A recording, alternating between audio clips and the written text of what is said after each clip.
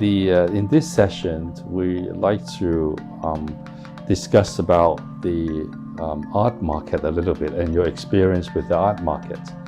Can I ask you, have you exhibited in Asia before? I was in an exhibition in Japan in 2011, and that's the only time in Asia. Did you actually come to Japan? I didn't, no. I think that was 2011, and they had that big earthquake tsunami right after the exhibition, I guess. So,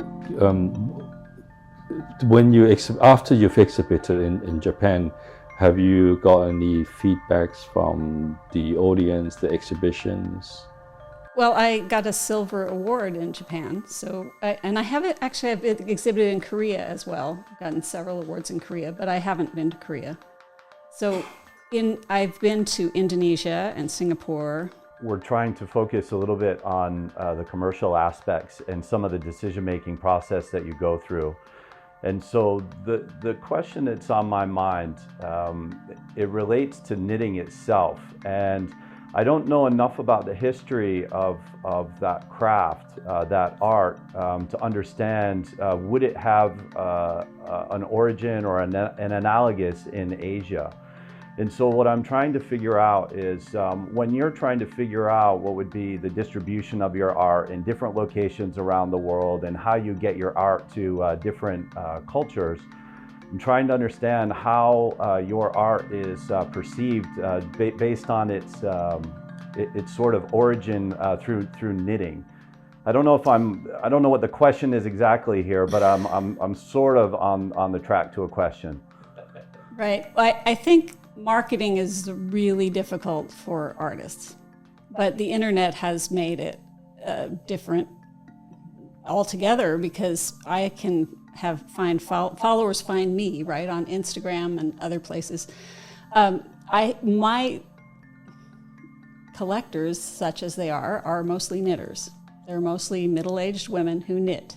Those are my people, and gotta love them, whoever your people are, but they respond to my work because they understand the process, they see, that's probably what draws them in the first place. But finding a market is difficult when you're a one-person show. I have a website and I have some galleries, and it's kind of hit or miss, right? I don't have a magic answer. Do you actually knit? I do. I've knitted since I was 10. So that's actually what, I had this wax that reminded me of yarn, and that's how I got into trying to make, cast it in glass. And then it's become bigger than just the knitting to me. It's this whole idea of holding things together. And yeah, I think people who work with their hands, especially with fiber, whether it's weaving or making things with their hands, they can appreciate my work, especially.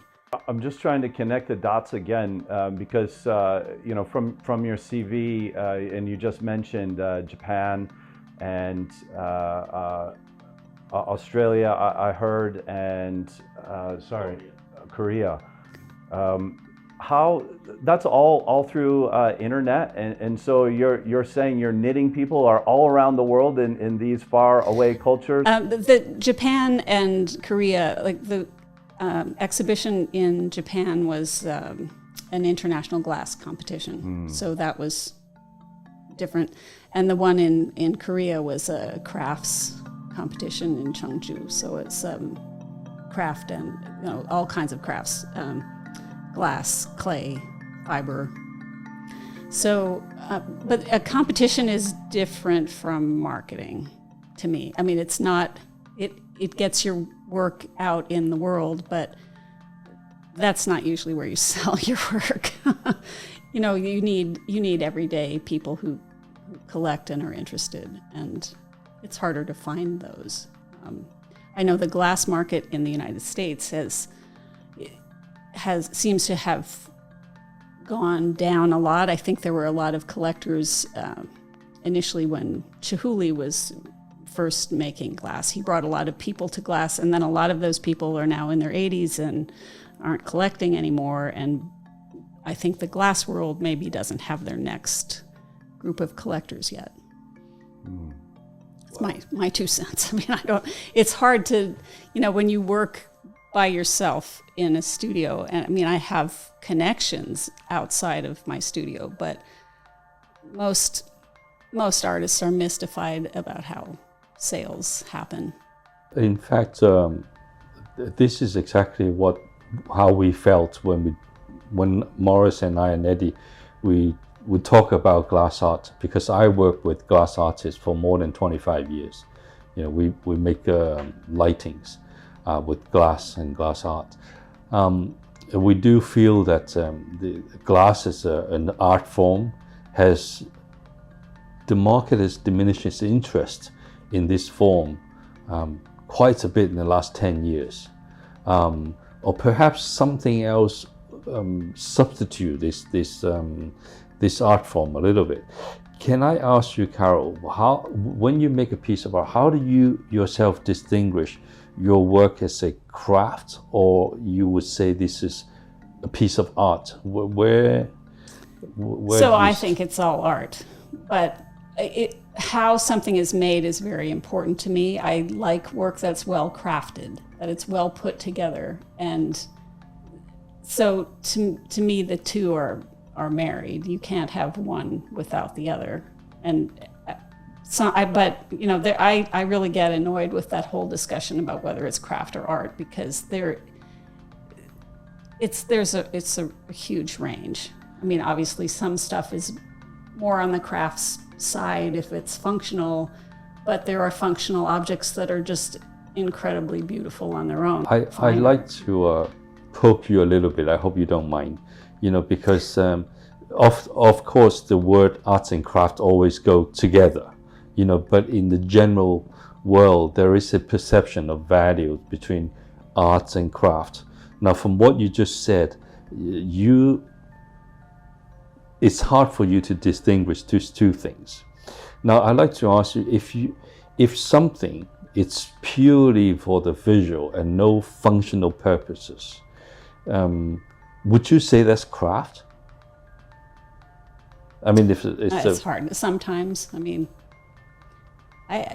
some art I really think it has to do with marketing. It's somebody out there who says, if I call it fine art, I can charge more. Okay. And go for it, right? If they want to do that, I don't make a distinction myself. Often my work fits in glass is often put in the craft category, although increasingly I'm seeing work in glass that is much more sculptural and uses glass as a different type of material, not just a material to make something functional. But I worked with various different type of glass artists, blown glass, cast glass. In fact, I understand that all of them are really difficult and extremely challenging, especially for a woman, because some of these cast pieces that they do are very, very heavy. Glass are extremely heavy stuff. So, and I appreciate that, all the efforts that go into make any piece of glass art. My personal distinction sometimes, when I would say if a craft then turn into mass production, and that's, to me, is more. But craft it takes glass on its own takes so much work. Yes. It's not like a conceptual piece of art where you just come up with an idea and you could have made it in 10 minutes maybe, but yes, you could never do that in glass. No. Even if you have a concept, there's too much labor involved in any type of glass. Yes. To get to the finished product. One of the points that Eric brought out earlier on is, when you craft your pieces, initially, you can see the process of step by step, the building up to the final mold, if you like. But at the end of the day, you don't really know whether that's successful until it came out from the kiln. And that is the really hard part, you know, of, I'm sure you there are many have to wait a week in between. Yes. That It's in the waiting kiln part. for a week, right? So Yes. yeah, Yes. it is. I mean, you just do your best, and it's not necessarily going to be what you expected it to be. But to me, that's a feature. Now, I often teach, and when some students get really upset if what comes out of the kiln is not what they expected. You know, it looks different from the original that they made. And to me, that's like, those are the exciting things, the ones that don't turn out as you expect. You know, you just have to, you know, swallow your pride and sit back and then look at the piece with fresh eyes, and then it's a positive, right? It's something new and unexpected. Yes.